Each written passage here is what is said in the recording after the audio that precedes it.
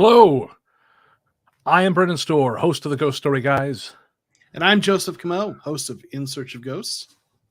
And this is Weird Together, where we talk about the latest and greatest in horror films because we're weird and you're weird.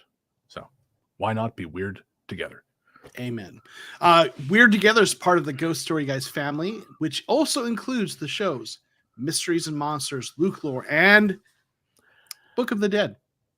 Oh, you son of a bitch. I zigged You when rope-a-doped me. Yes, I did.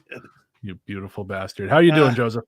I'm doing okay. It's we were talking a little before going on air. Semester started up, a little busy. Did I mention I have a PhD? No, that's never come up ever before. Yeah, never heard that. Yeah, no, but I teach, so we're back, busy. Life's doing life stuff, I hear you. Same here. Came back from vacation in Los Angeles, hit the ground running, been kind of going since. And yeah, that was an experience. And honestly, I saw some movies we could have done on the show, but that's a whole other conversation. We are not here to talk about my vacation. Instead, we are here to talk about a brand new horror film. Well, pretty close to brand new horror film. But before we do that, Joseph, what are you drinking tonight? I am drinking something I've had on here before. It's called there we go. Original Sin. Called Unfocused Bullshit. Give it a second. My really expensive camera will focus if I move my head. There we go. Original Sin Black Widow Cider. It's a blackberry cider. Fantastic. I learned a valuable lesson on the last stream. I have a soda here. This is Coke Zero Dream World. It tastes like a grape peed in an old coffee mug. Okay. So not recommended. But I also learned last stream, do not drink carbonated beverages on air because it's super gross. Because I turn into a giant windbag and it's very difficult to hide it. You're like, oh, yawn. You forget to mute the microphone and suddenly you're Barney Gumble. So nice. I thought I would spare everyone that tonight because tonight we are talking about I actually think a pretty solid movie. We are talking about the brand new almost horror anthology, Allegoria. And we're going to show you the Weird Together trailer to give you a sense what the film's all about. Allegoria is a 2022 horror not-quite anthology written and directed by Spider One of the band Powerman 5000 and starring Chrissy Fox of the band Knee High Fox. The film has 5 loosely related segments structured in a kind of backwards time loop that would make Christopher Nolan smile if the English still retained the genetic capacity to experience joy. We open on the kind of acting class that convinced me I wasn't cut out for a career in the performing arts, where a burned-out Luke Skywalker shouts insanity at a group of people who really need to be reminded that they outnumber him. From there, we meet the world's worst boyfriend as he wrestles with his forbidden love for a golem made up of the stuff at the bottom of the sink.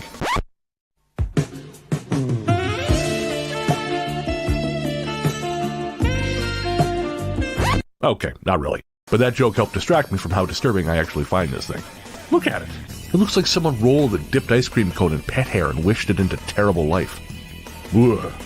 It's been days since I've seen the film, and I still see that thing every time I close my eyes. The film continues to raid the storage closet that is my nightmares by depicting both a date where a woman holding a knife to her own throat isn't the low point of the evening, and a roommate who breaks every single human social convention by asking if you want to hear their monologue. Whoever is writing the next Saw installment, I hope you're taking notes. Is there a musical sequence that can summon pure evil? Does that pure evil take the form of a supernatural critic who looks suspiciously like Spider-One's brother Rob Zombie? You'll have to watch Allegoria to find out. I think you did justice to that film right there. Thank you. I was very conflicted over it, which is fitting because Allegoria, I keep wanting to call it Allegoria. I don't know why. You know what it is? I was listening to The Barber of Seville in the overture, dun-dun-dun-dun. I was Allegoria. It was in my head. I couldn't help it. I actually considered singing, and it just didn't work out. I think you made the right choice. Yeah, I think so too. But the film is about struggling through art and the struggle of art, and so I feel that in my soul. But before we get there, of course, we got to talk about our baggage, and that's we walk into a film, Joseph. We don't just walk in blind. Every movie we see, you walk in with every other film you've ever seen behind you and some preconceived notions as well.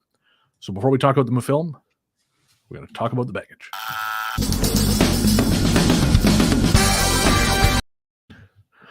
All right, J-Bone, give us your veiny, wrinkled baggage. So For me, the tough part about this was trying to calibrate my expectations for the film. When we started this stream, I was kind of new to the whole indie horror film genre. Didn't have a lot of experience in that. And as we've watched through some of these films, this is a thing I've really kind of had to understand, is that you have to look at these things through kind of different lenses and measure them kind of differently. If they're an independent film versus a film that's a total stinker by someone with a track record like Neil Blomkamp, but and demonic. We didn't watch any of those, so I don't know what the fuck you're talking about. Yeah, right.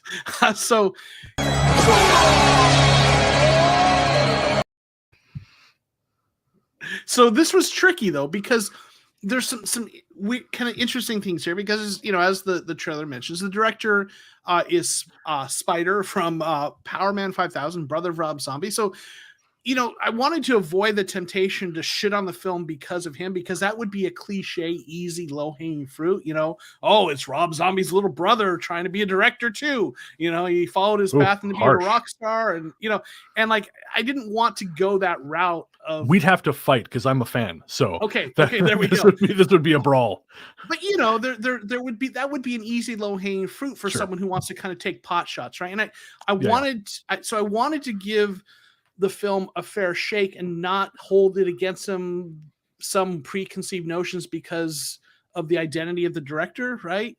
Sure. But similarly, at the same time, you want to hold the film to the same level of scrutiny you would from a director that doesn't have that name, kind of recognition. So finding that balancing act of how to calibrate my expectations and treat the film fairly with knowledge of the director was a little tricky for me.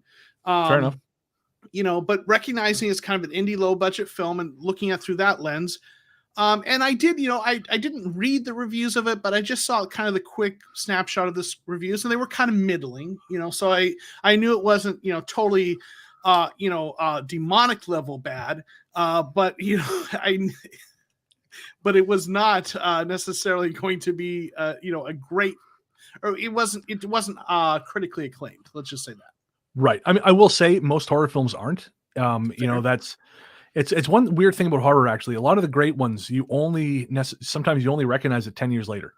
Yeah. There have been films. I mean, The Thing was a flop in its time. John Carpenter's The Thing, and of course that's considered one of the greatest horror films of all time. And there are films now that I think 10 years down the road people are going to go, oh, they're going to reevaluate it. Like Demonic, for example. You Philistine. But so that's my baggage. Yeah. Fair. Okay. So mine is similar in that firstly, I had a lot in favor of the film. Although before we get there, I want to say hi to the folks we have in the comments here. We got Rin is here.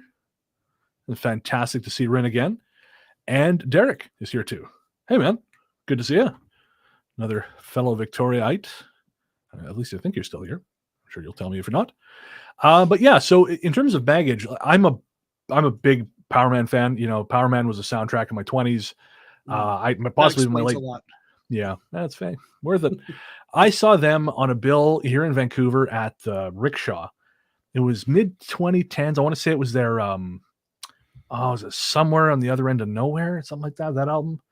But anyways, it was 5 bands, $25, and it was the greatest show. Those guys who played stadiums, they could have phoned it in because the venue was very small, and they didn't. It was a fucking blast. So I'm a big fan of his stuff. And to be honest, a handful of interviews I've seen him in and listened to with him, he just sounds like a very low key guy. He doesn't sound like he's doing the big star treatment. In fact, there was one interview I watched or listened to with him where I kind of thought the hosts talked over him repeatedly, and I thought, shut the fuck up and let the man talk. Mm-hmm. Jesus Christ. But anyways, another piece of baggage is the lead actress, Chrissy Fox. And now I don't really know her material much. I listened to her on the Movie Crypt podcast a while back, but I know she is from Campbell River, which is a small town just about 3.5 hours north of where I am now. And I got to, as someone from a small town, probably maybe smaller than Campbell River, I have to, say hats off to anyone who got the fuck out of there. So I'm already in the bag just on the basis of that. And then the third thing is I'm a giant whore for horror anthologies, so like Scare Package, most of the VHS series, not part 3, VHS 94 is stellar. Apparently there's another one coming out. Very excited. So I was a receptive audience. And as we'll kind of discuss, there are things I probably forgave because of that. But even so, I think even if you stick that aside, I think it's an enjoyable time at the movies. But of course, we'll talk about that in the Talktagon. Welcome to the Talktagon. 2 men enter, 2 men leave. All right. Loosen it up here. I've barely been able to walk last week, but I'm going to whip your ass. All right. So, all right, let's bring it. That's right. I have done a 1/18 of the preparation you have, but I've got the Lord on my side. No, I don't even have that. I'm kidding. Of course. So hit me. What's your first thought? All right. So one thing I liked about the film, I liked that at the beginning they avoided any kind of exposition dump, right?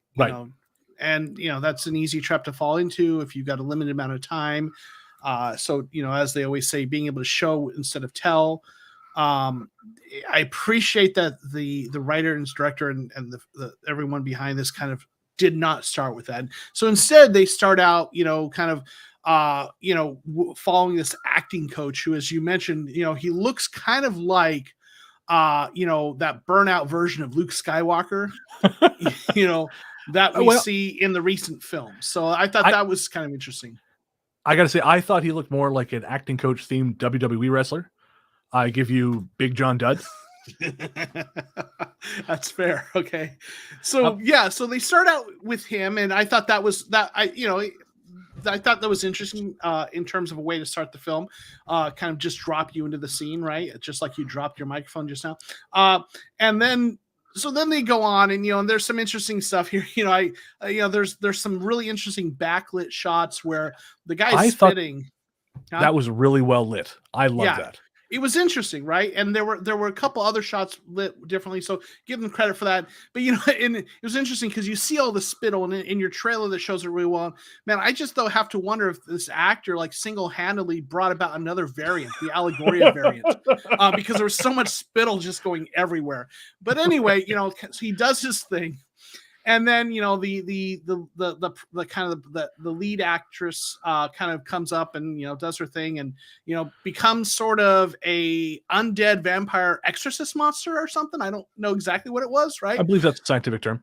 I think so. Yeah, I think that's specific. So, of course, I picked the wrong day to make salsa verde and enjoy it with chips. So, so they open, so they kind of do this kind of interesting open that sets the stage for as we go into later points that ends up being kind of a central theme of the whole anthology film. So I liked the way they chose to approach it, dropping you in kind of the middle of it and then explaining it later as things unraveled, and avoiding that exposition dump. Yeah. And I got to say, the guy, all the performances I actually thought were pretty solid, all things considered. I know the way the film was sort of constructed was the opening sequence was a short that was shot completely separate from the rest of the film. And then I think they may have submitted that to 1 or 2 festivals. And then it was, they decided to build it out into a larger project. But I thought John Ennis was really great. And apparently his thing is usually more comedy. He's not really a dramatic guy. He does, apparently, according to an interview I read with Spider, he's more of a funny guy, which I thought was surprising because he was very unpleasant and not in a hammy way. Yeah, very intense. Yeah. And I mean that about acting. Like when I was younger, I used to do school plays, and there was part of me that thought, I wonder if I could do this, on a semi-permanent basis, or if I could make money at this. And well, 1, I look like this, so no. And 2, I'm just not going to stand in a corner with someone and go, me, moo, moo, moo, moo, my, or let some maniac shriek at me. Mm-hmm. Like I was on the stage crew for a production of Hello Dolly back home once, and they just kept drilling us. This one scene change, they kept drilling us and drilling us and drilling us. And it was at midnight, and I was a teenager. I had to go to school in the morning, and I took the director aside and said, hey, Jim, this is not going to work, man, because someone's going to kill someone. I'm 15. And so that's sort of I was not cut out for the theater. Yes. Real quick, let me just say, hey, got a couple. Rafael Castillo jumped in. He's actually someone who is a part of the community around my other YouTube channel. So, Rafael, thank you for dropping in here. And Street Ride, Derek, I think you said his name was, made an interesting observation that transformation that kind of I mentioned, here looked a little bit like something, Evil Dead. Yep. Right? Yeah, very much so. So just want to and then I'll let Rin saying my main problem with the movie is that I figured out the twist well before they happen. That's my baggage since the game. I can't stop trying to figure out what's going on. So, all right. Fair. I mean, we were all blindsided by the game, so I get it. I will say the acting thing, that's one of my few beefs, like true beefs with a film. And I know it's an intentional choice by the director. So, it's his movie. He knows what the fuck he's doing. But I think he holds some of his takes too long. Okay. Again, in interviews, he said that was intentional. He was sort of aping I shouldn't say aping, but he was, it's an homage to some of his favorite directors from the 70s who used long takes. And I'm not opposed to long takes, but there were certain cases where I thought, we're going to cut away now. No, we're not going to cut away. Mm-hmm. And I've got a clip here, which is an example, and it's the Evil Dead moment. So I'm just going to show you here. Look at me.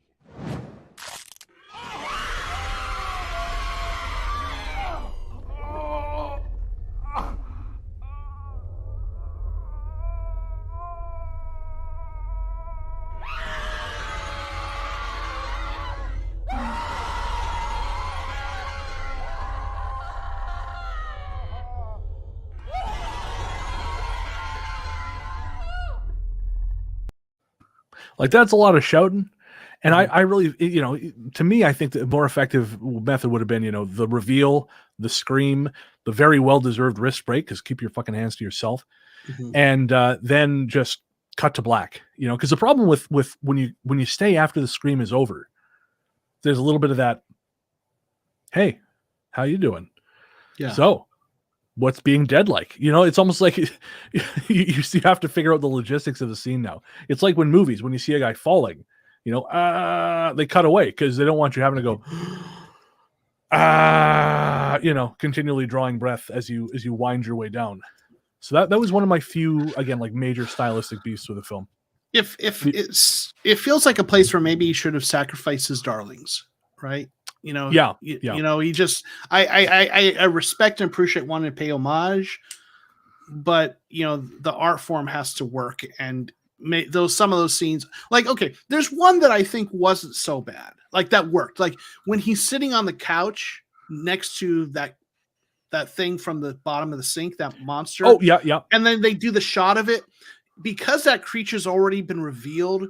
You're not losing any impact. You've already seen it in shots. And if you want to just do that long drawn out, that works because there's something, and I'll get to this later, about him just sitting there nonchalantly with it that adds this weird layer of, is he under some sort of, why is he not leaving? Right. Yeah. So yeah. Holding that shot would have worked. This one took away from the impact. Yes, I agree. Yeah, because as I say, long takes, nothing wrong with them when properly used. And I really, in the trailer, I wasn't being facetious talking about how much I liked that creature. Mm-hmm. Like, that was pretty gross and pretty effective. And there was something about the eyes and the teeth, though, like that was really what stuck with me. It just seemed really unhinged, and that really kind of, probably more than anything else in the film, I think, really creeped me out. Yeah, and Rin, this is why I regretted the salsa verde. Right, whatever that she's spinning up, it did not look appealing, right? So yeah, I mean, I guess if it's a zombie, we shouldn't, is here spewing out creme de menthe. It just doesn't make sense. Yeah, for sure. Okay, yeah, that makes sense about those takes. Anything you want to add to that before I jump into my next one? No, I don't think so. I think, as I say, there's a lot of value in that. I think one of my, we've sort of reached a point where there are a lot of people trying to ape the whole one take thing. Mm-hmm. There was that one, it was a direct-to-video action film called One Shot that came out earlier this year. And it's literally, the whole film is, it's several, probably about 7 takes spliced together, but it's meant to be like one continuous thing. And I understand people are into that. Not that that's necessarily what this was, but it's not really my thing. Cause it starts to call attention to itself, and that's how I felt about some of these shots. But over to you. Okay, so the next thing I just kind of I enjoyed. So I don't know if I enjoyed. I thought it was interesting, kind of that self-absorbed kind of artist dude, and I just love how he's like sitting on the couch talking with his girlfriend on the phone, the zombie exorcist vampire person, and I love that like this artist is like, you know, he's asking her why she's wasting her time with this acting shit, right? With this tone so condescending that I'm sure he must have a dozen growlers of microbrewed IPA in his fridge, right? It's just like it's like he's questioning her life choices as an actor, and he's this artist. So anyway, so I thought that was interesting. But then, you know, so like then we have this scene where he's kind of like, you know, looking in this mirror, right? And it felt, you know, like, ooh, the sad artist. And it felt like this cliche, you know, an asshole who's actually sad inside and wasn't hugged enough as a child, right? But then, oh no, all is well. Self-absorbed artist dude pulls himself out of his bout of self-awareness by reciting some sort of manosphere psychobabble, right? Never mind, right? And I'm good, right? So then we got him sitting on the couch very nonchalantly, and he just seemed way too calm with that creature. Like, I just half expected, you know, him to offer him an IPA, right? Just like, hey, dude, what's up, man? So, you know, I thought, you know, that whole segment was kind of interesting, you know, but just the irony of this artist lecturing someone about, you know, pursuing their dreams as a waste of time or something. So, but I actually thought that was a really effective illustration of that kind of relationship, you know, because I do think, you know, as you know, I sort of classify myself as an artist, and I think there is this tendency in artist relationships to like to sort of you kind of maybe you find someone who's not as far as you are in your sort of career, and I think if you are strong inside, you help the other person come up, you know. But I think if you're weak, you need to have that other person in sort of that almost like a supplicant or acolyte kind of role, you know, someone who's sort of she's like under you. And so, you know, her getting into this acting class before, you know, Nerdlinger figures out the keys to hell, as we'll discuss, you know, I think this is a big deal. This is a real opportunity for her. And, you know, he's the kind of narcissist dipshit who's got to try and knock that down. And so I think that's probably not an uncommon relationship, you know, among artists, if I had to guess. Yeah. Interesting. Okay. Yeah. I will say there's a film, I think it was directed by Joe Begas. I came out, I want to say 2018, maybe 2019. It's called Bliss. And, you know, it's ostensibly a vampire film, but it's very much about art and artists. And between that and this, you know, though I am a very lonely man, I think perhaps I should not be trying to make connections with artists because I couldn't deal with this shit. Yeah. That maybe there's only room for one kind of, you know, self-absorbed douchey person in the relationship, right? Me. That's fair. That's fair. No, I mean, you could have said no, Bren, no, but that's fine. That's fine. I'll remember this. Put you in a home. But anyways, continue. That's I just want to kind of comment on him. So that's kind of that point. Right. And, you know, I think, again, the film is sort of about suffering for art because, you know, Spider and it's weird calling him that. It's weird calling anyone that. But, you know, in interviews, he has said that, you know, when he was trying to come up with a connecting thread for the various segments, because, again, he said it's not really an anthology. It's more, you know, quasi anthology because they are connected, you know, and there's not necessarily like there's a wraparound, but it doesn't necessarily encompass all the other films. You know, it's not like, say, the VHS films where there's sort of this wraparound thing that's kind of, you know, brings it all together. So he said it's more of like a quasi anthology, but he said he realized that the language around creation, around art, is always very violent and very much kind of oriented around suffering. And so I kind of wonder if the artist, what we're meant to take away from him being so comfortable with, you know, the sink monster, is that it is like he recognizes it, you know, that like he kind of in a way sort of birthed that, and, you know, that is the thing which will help him complete the remainder of the painting. You know, like we're kind of familiar with our demons, Mm-hmm. So interesting. He was so comfortable with it because it was almost like his really demented muse of sorts, or it was somehow tied to his art. It was necessary for his art, maybe.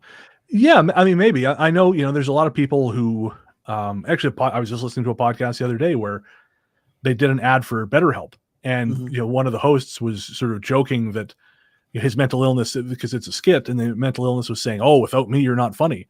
And I do think there are people, artists, I know for a fact there are artists, who think that their mercurial bullshit and their toxicity is sort of some intrinsic part of their art.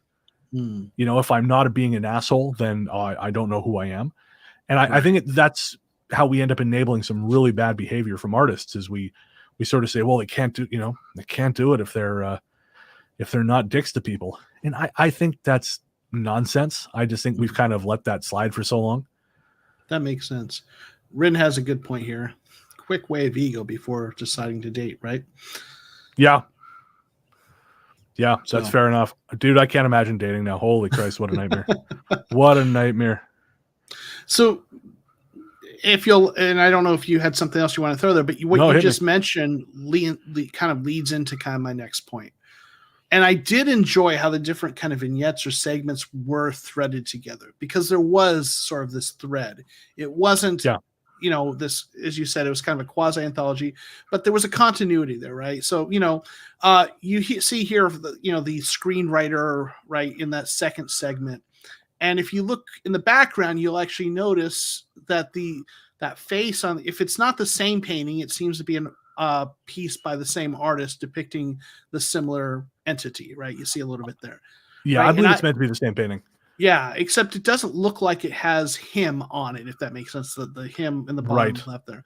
But so that, and I caught that the first time. I think you mentioned you didn't catch that till the second time, right? Correct. So I thought that was interesting, right? So there's that continuity, but you've also got, like, in the next kind of segment, Ivy and her, doomed date, they were discussing seeing the film adaptation of The Whistler, right? From that previous one. That's the film they said they had gone to see. Right. So you've got that. And then there's also later, it's kind of mentioned in a later segment that Ivy used to date self-absorbed artist dude. So she used to date him, right? Another thread. Oh, I missed that completely. Yeah, it's much later. It's when the two girls, the roommates, are talking about, his ex was legitimately crazy, like psycho Ivy. Like, so that's jeez, I've seen this movie twice, Joseph. What the fuck is wrong with me? That'd be a long podcast in of itself. But yeah, there's that. But on a side note, it's like after Ivy holds that knife right to her throat and then shows this dude pictures of her art, right? Buddy Holly here is still interested, right? So like what's up with that? Like, dude, homeboy has the survival instincts of a male praying mantis. Right? Go ahead, consume my cranium as long as we can have sex first, right? So, like, what's up? Who spoiled the inscription on my tombstone for you? Sorry, my bad, dude. So you've got those continuities, right? And it doesn't end there, right? So you've got these continuities. Well, when finally he does get what he has coming to him. The guitar there, you may or may not have noticed, is the same guitar. And I look closely to check some of those Hot Topic stickers. And it is the same guitar that's being played later, right? Nice work, my friend. Listen, dude, this is what I bring. I bring nothing else. It's attention to these details, right? That's true. So, and I also bring a glowing bald spot. But aside from that, right? So you've got those continuities, but they don't end there, right? Because there's more. Yes, but wait, there's more. Big Baby, the film they're watching, the roommates are watching, is actually the screenwriter is that guy from the second vignette who wrote The Whistler. Right? This is one of his films. Now, I will say, like, the director, Spider One, did a good job of lampooning legitimately crappy horror films. But I think he could have saved himself some time, and he could have just used an actually crappy horror film and just borrowed a segment from Blomkamp's Demonic. I mean, no one would have noticed. No one's watching except you and me. So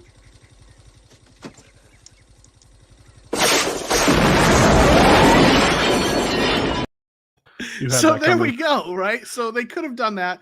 And then obviously the last, and there's maybe some that I'm missing, but obviously, the roommate, she is the girl from the acting class, right? So obviously everyone catches that.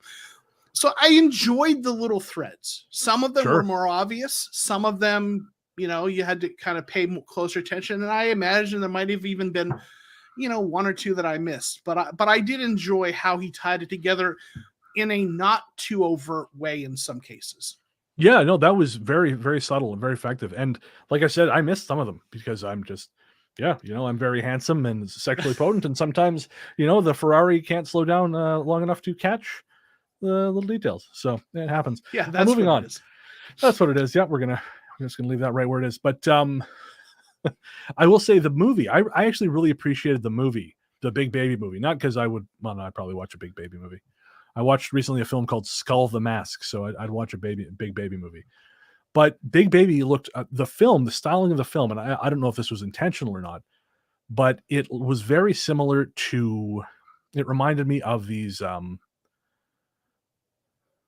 Wasn't Big Baby almost a direct lift from Happy Death Day? Kind of, yeah. I mean, it's sort of the cherub. I mean, yeah. In terms of the look of it, at least, yeah. What I meant is more like the style and the delivery. It was similar to these. I can't remember the director's name, but it was a series of VHS horror movies that came out in the 80s, sort of when the video market was booming, but they didn't yet have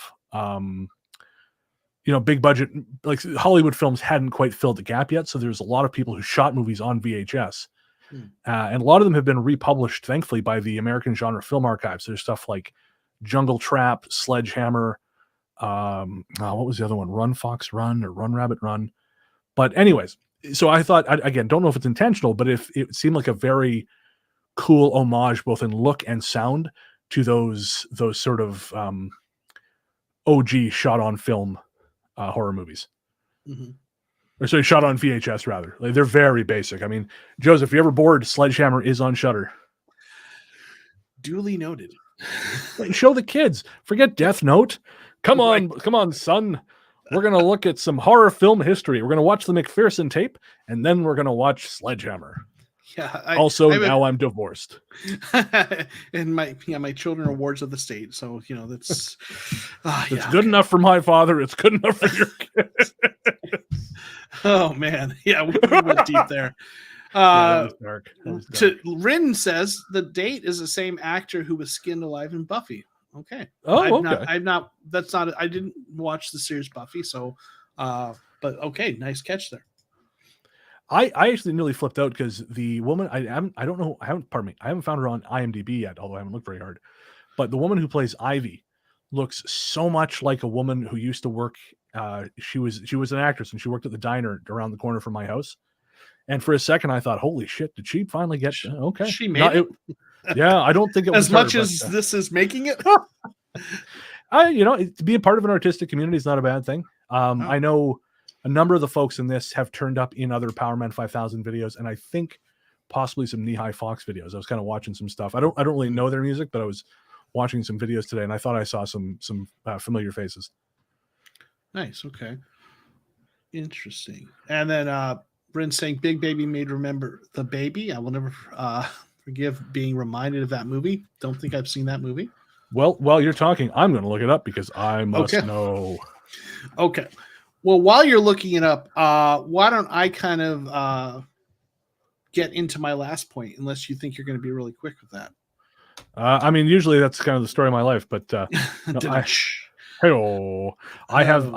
got Big Baby coming right now. So okay, the baby. The baby. Oh yeah, the baby. Big Baby, whatever. It's not porn, we'll be fine. Right. I hope.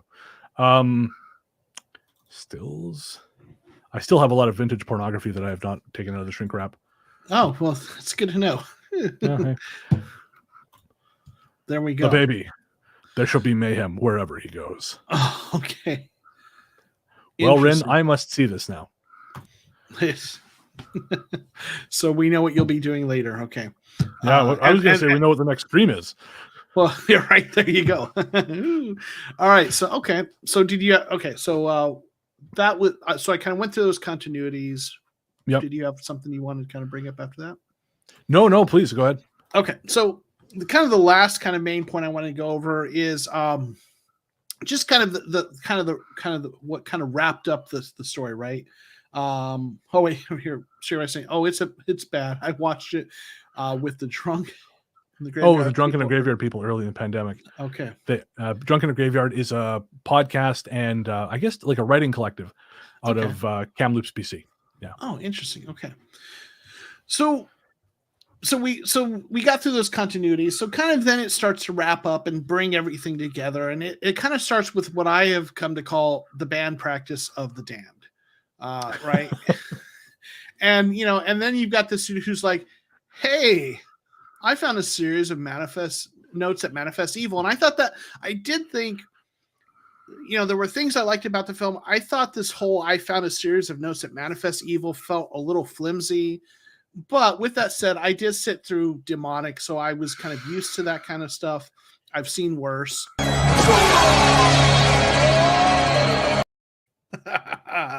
got the same one twice because I didn't move fast enough, but you get the idea. I got the idea, right? But I did think that the entity that appeared, after the roommate plays the evil notes was, legitimately creepy, especially when it's kind of right behind her. Sure. When she's walking down the hall.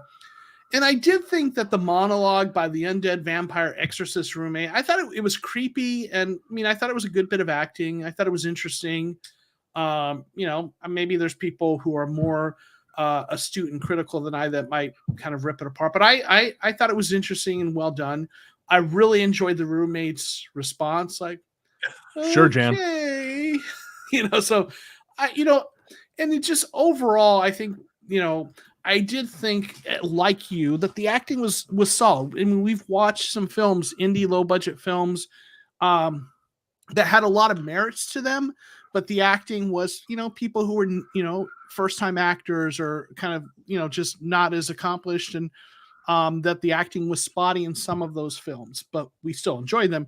And for the things we might critique about this, I thought that the acting was generally pretty solid. Yeah, no, I would agree with that. In terms of the band practice of the damned, I will say that is sort of one of my nightmares, being stuck in a room with a bunch of music nerds talking about music theory. Steve from Hexagram is a wonderful guy. Mm-hmm. And, he tries to teach me about sort of harmonics, and, he's so smart, and I'm such a dope. And I just, it sails so far above my head that, a Chinese businessman owns the airspace. Like it's just way, way above my head. And that is my nightmare. But I will say, if anyone ever figures out how to undo the fabric of reality and doom us all, it's going to be a guy who looks like this. Right. 1000%. Someone who's never known the sweet touch of a woman and just thinks, no, I need to unpick the fabric of reality. That's what I need to do. I'm going to call forth, the toilet demon or whatever the fuck it is, and Satan and all his buddies. And because, no one will touch my Peppy. And that's just the way it's going to go. That's okay. It'll be a Grey Goose scenario, but grosser.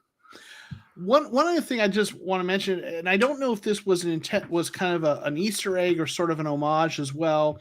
They mentioned like D minor, something being like the whatever the most beautiful chord or whatever. And I just wonder if there's there was a little bit of a callback to Spinal Tap, and there's a scene in that where Nigel Tufnell or whatever his name is playing a beautiful piece on piano, and the directors are, oh, that's beautiful. And he starts talking about, D minor is the saddest of all chords. Oh, it's very beautiful. What's it called? Lick My Love Pump, right? But it's just, but anyway, that whole saddest of all chords is kind of a homage that actually was referenced in Good Will Hunting. There's a quick Easter egg of that in there. Anyway, so I wonder if there was some sort of connection to that Spinal Tap thing. Could very well be.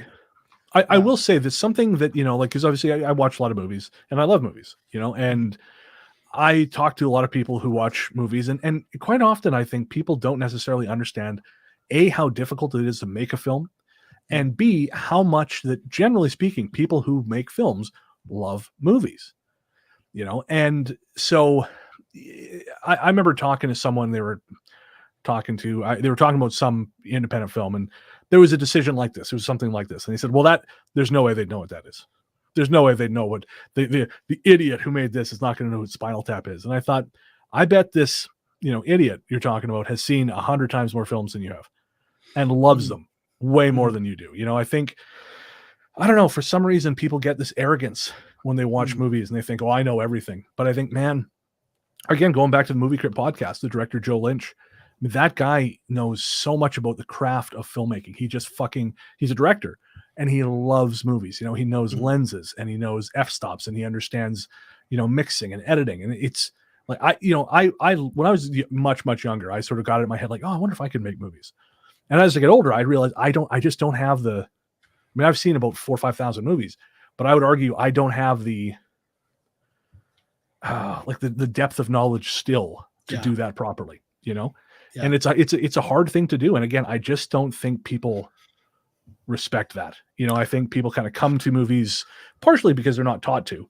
We're sort of taught to view everything through the same lens. So it's the same lens watching Jurassic Park as watching, Allegoria, And quite frankly, having seen the new Jurassic Park movie, Allegoria is much better.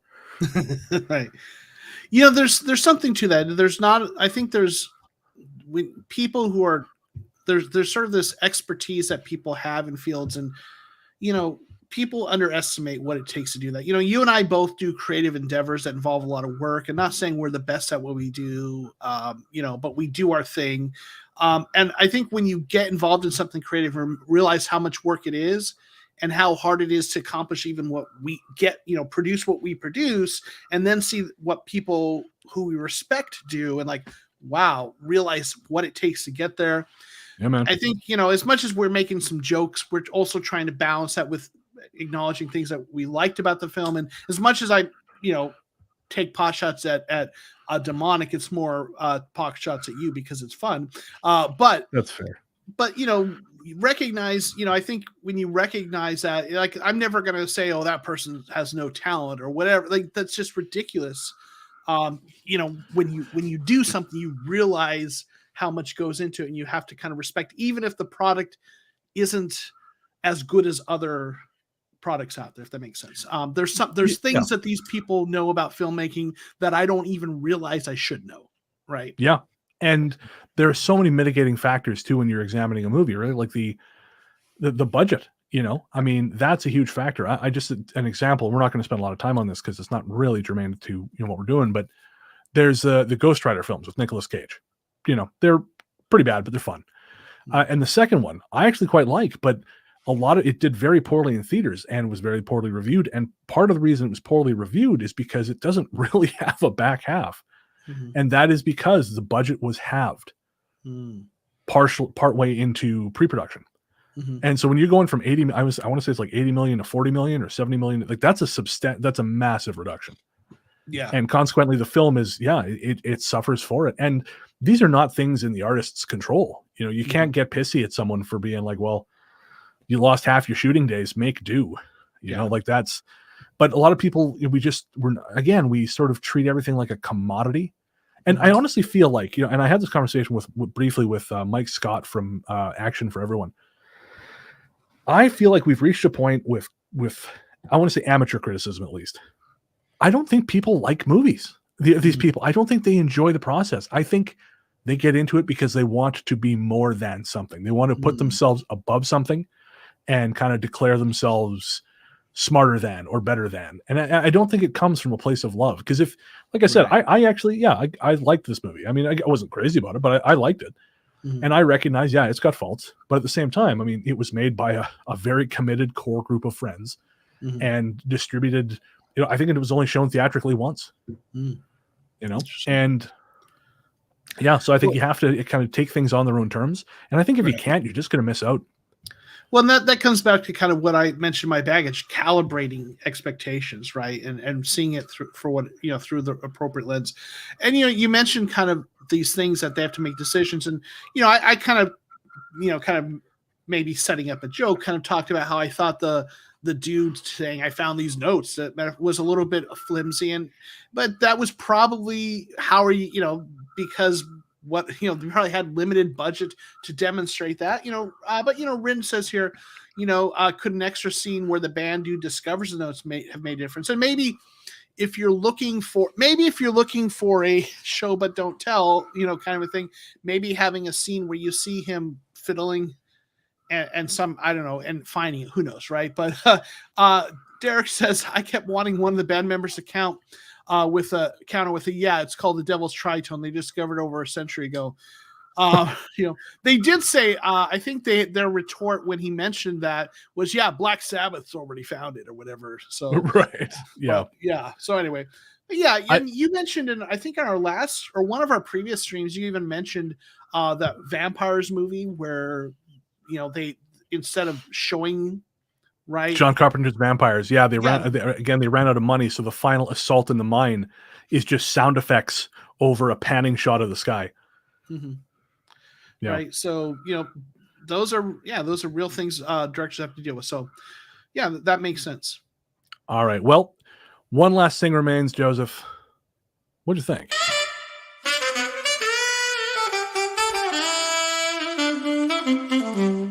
What you think? Gotta tell you, my friend, a month away has not improved that. It creeps me out more now. Yeah. It's full cringe, and you've embraced it. Welcome to my life. I haven't, but you have. So, He has. Don't let him fool you. Yeah. So, would you recommend Allegoria? I would recommend it to people who like indie horror films. I wouldn't recommend it to a general audience. That's fair. Yeah. Yeah, I would say the same. I would say, again, it's sad that you can't see it on the big screen because I do think it would play well. Mm-hmm. And, it's nice and short, which I love. And that's actually, I think it really works in its favor. I think it's about 70 minutes without credits. And I kind of love that. Maybe, I think it might even be less, might be maybe 65, 70 minutes with credits. I love that. I like when a film doesn't have to be, or isn't any longer than it needs to be, like Host. I think it's Rob Savage directed that, but it's a fantastic movie. And it's 56 minutes. It's just perfect. Yeah. It's on Shudder. Watch it. You'll shit your pants. Okay. I know you keep trying to find movies that will scare me, and I'm like, that one was okay. I got you once, didn't I? Or it's close. There was one that I thought was kind of creepy. Yeah. I don't know. So Derek's saying I had to rewatch last 5 minutes because I fell asleep. Okay. Well, that doesn't bode well for it, but there we go. I mean, I the first time I watched it, I started watching it at about 12:30 at night, and I also fell asleep. But I don't think that's the film's fault. I think that's just me getting old. I sort of have to ask myself realistically now, hitting midnight, am I going to start a movie? Am I actually going to watch this whole fucking thing? Like I started one the other night at 1:30. What hubris, Joseph? What hubris? Yes. Jesus. Oh, never mind. I was going to take an edible, finish this all the way off. All right. So, any final thoughts, my big, beautiful, bald friend? In general, I did enjoy it. I enjoyed it probably more than I thought I would going in. There were definitely some things I liked about it. There were some things, to critique, but I think it sort of has this 3-star out of 5-star rating is kind of where it seems to reside, and I think that's probably a pretty fair rating for it. Yeah, I would agree with that. I will say I know the same pair, Spider and Chrissy, are working on. I think they're in post production on Bury the Bride, their next film. So I will definitely be watching that because I'm curious to see what they can do. And where they go from here, right? Yeah, that's exactly it. So I am very curious, and we shall see. And like we said before, this is streaming on Shudder. It's not a Shudder exclusive, so you can rent it elsewhere. I know it's $14.99 or $5 to rent it in the Canadian Google Play Store, and I think it's about $15 to buy it. And as always, we beseech you, do not pirate independent movies. It is very, very difficult to get these things funded because the ancillary market is terrible, and it's harder and harder to make a living. And so independent movies, I mean, you're going to pirate Avengers Endgame. Well, that's a conversation. But yeah, if you can, if it's not going to kill you to put $5 towards Allegoria, because it's 70 minutes well spent. All right. Well, Joseph, looks like we're going to bring it in under an hour. So where can people find you online? You can find me at ISO_ghosts, in search of ghosts. And you can find me obviously at our YouTube channel here for Weird Together. Perfect. I'm on Twitter and Instagram at Largely the Truth. Of course, I'm the host of the Ghost Story Guys podcast with Paul Bestel. I'm also the host of the currently furloughed, but hopefully back at some point in the fall, Largely the Truth with Brennan and Storr, and the second expanded edition of my book, A Strange Little Place, is, the manuscript should be going in here within a week or two. So after that, we shall see. And we will be back in 1 month's time. I believe we decided it was going to be September 28th. And we have no idea what the film is going to be because so much good stuff has been coming out. We were originally going to do Incantation on this show. And then when we decided to do Allegoria, and then at the last minute, Glorious came out on Shudder. And I know that's getting a lot of buzz, but we thought, no, we've committed. So who knows what it's going to be, but I'm sure it's going to be fun. It always is. Ren thinks it was fun. Thank you, Ren, for being here. We appreciate you. We really do, Ren and Derek. Yeah. Thank you so much for being here. And everyone who comes afterwards, who listens via the Ghost Story Guys Patreon, we appreciate every single one of you. Thank you so much. And I guess that's it. Yeah. So we will be back in 1 month's time because we're weird. And you're weird. So why not be weird together? We will see you next time, guys. Let me ride.